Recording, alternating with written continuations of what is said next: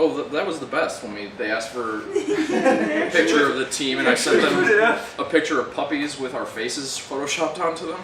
They used it. Yeah, they did. It was awesome.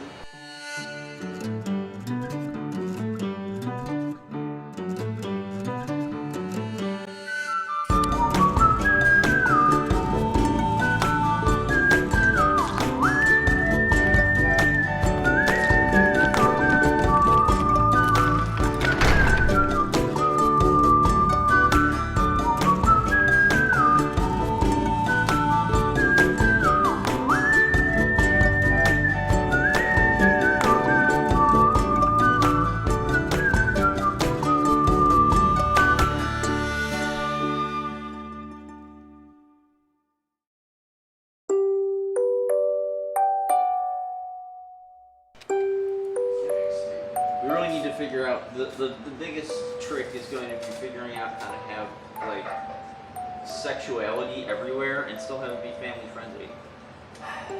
This will be the last time I visit your Facebook. That's one of the comments. Alan Turner is quoted for saying, "Handle your business." Yeah, I mean, it's kind of a long story because when we were still in school, we had worked on Octodad, the first game, and it was a student project, and it was like an extracurricular thing. It wasn't even part of a class.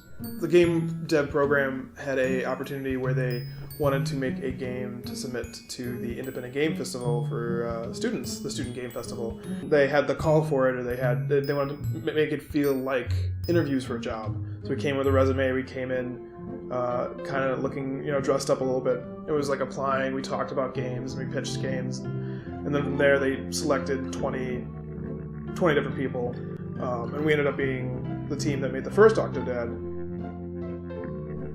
The pitch was maybe there's an octopus and he drives a robot and he's inside the head of a human robot, and the game's all about pulling like triggers and levers and just moving things around. And from there we kind of dropped the robot concept and we're like, yeah, let's stick the octopus in a suit. You have no bones, obviously, and so you're trying to kind of control him like a marionette in that you control each of his limbs independently. We just figured an octopus, it just works. I mean, we had thrown around for very minuscule moments, like maybe an elephant or some sort of alien or something like that, but an octopus kind of just felt right. But it was always an octopus, because octopi are funny creatures. And if you're gonna go with something that flails around, like, it's hard to imagine a creature with more, I guess, flailing than an octopus would have. We had always thought that maybe if the game did well, that we would start a company, but we really didn't start seriously thinking about it until we realized that we might actually have something here. We threw pretty much everything out there and just threw everything at the wall and tried to see what would stick. I would say Octodad is kind of like an absurdist, comedy game. Well, we kind of throw around the term fatherhood simulator a lot. I'd say it's, clumsy and dumb. Traditional genres don't work out too well for us. You could call it an adventure, because you go places and do things, and adventure is a pretty nebulous term. Another person compared our game to living with a secret, or you're telling your family about something that's wrong with you or something you think is wrong, or keeping a secret from people. We do that thing where we're like, oh, that's what we meant to do. Like, of course it is, but we made a silly octopus game and people have managed to derive real meaning out of it. And that's totally propelled us forward, because we want to make something that is meaningful, but at the same time silly and jokey. Our mentors really just wanted us to push the weirdity as much as possible. Like, they wanted things to be really strange, like no platforming, no jumping around, no shooting, things that were done already.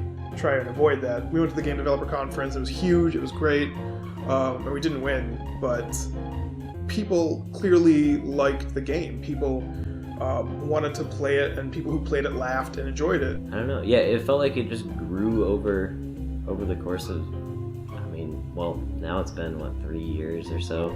We made the first Octodad. We released that to the IGF. The response was way better than we imagined, because we imagined nothing. It got one of the spots at the student showcase. So then we went to GDC. While we were there, we kind of met up, as many of us as we could, and talked about it, and discussed who actually wanted to continue and who didn't. I remember how it went exactly. We were in the because we stayed in a hostel. We couldn't afford a hotel. We were in like the basement of this hostel discussing what we were going to do with this game next. And half the team didn't want to continue. They wanted to work in like the AAA industry. And the other half of the team, like, let's do it. Let's make a game. So in the basement of a hostel in San Francisco, like, Young Horses was born. As far as working full-time, we didn't do that actually until recently for most of us. Throughout the creation of Dadliest Catch, the second game, most of us were working other full-time jobs while doing this, and so we were working on the game on nights and weekends, and pretty much just with any free time we had, and kind of got rid of our social lives to an extent. Separate church. Done. And yeah, now I'm going through the cutscenes one by one and just finding new architecture stuff I have to do. It was hard for the first several years because we would enter into contests, we would go for Indiecade, we tried out certain funding methods, and like it wasn't good enough. It wasn't even close to good enough at the time, and we would be rejected and we would feel awful. And frankly, every time we've done really well, we get cocky and lazy. So I kind of see the low points as necessary to our progress, because if it's going well, then we stop thinking as hard as we can about what we're doing. I see now, it's in cubes. What about the donation? The donation thing pops off if you grab it, but if you smack that with your knee or leg, I smack it with my... Oh, it'll pop off. Like, did you put a force on it or something? Yeah, a little bit. The editor we use in the game is really unique, and like in that it was out there, and then we just kept adding things to it until it became this Frankenstein monstrosity. How did you put it, Chris? If there's a problem with it, not only does the problem get fixed, but there's usually a new feature added to the editor. Because the person who programmed that editor is here, anytime we want a new feature, or, well, not anymore, but in the beginning when we wanted new features or things changed or pretty much anything we ask him, he'll grumble a little bit and then he'll do it. So Kevin Geisler, the guy who made it, it's nice to have him on the team and still working on the editor. Because he adds things. We not only does the fix happen, but we get brand new stuff, brand new toys we can play with. So, like, hypothetically, I could go like this, and then use it just fine. But the bell's pretty fun. Yeah, once it makes a horrible noise, everyone's gonna love to ring that thing. For most everyone, it wasn't a major stress. We didn't have a particular timeline. So there was like nothing from the outside to like force us into a really bad situation. I don't know. I like having complete creative control of the game, and I mean sometimes it's bad because there's 8 of us, and to come to a decision on something is not always easy.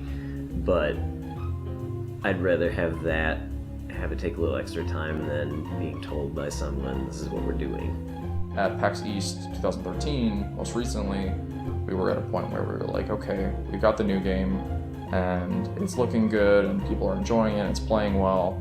Now would be the time. And a representative from Sony came by and just kind of asked us, like, you know, hey, we're doing PlayStation 4 stuff soon.